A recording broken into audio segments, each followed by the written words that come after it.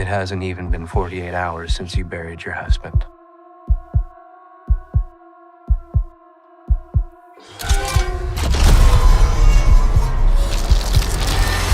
What I hope to help you come to grips with,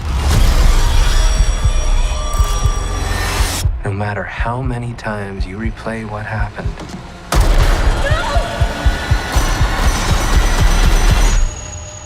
the outcome is inescapable.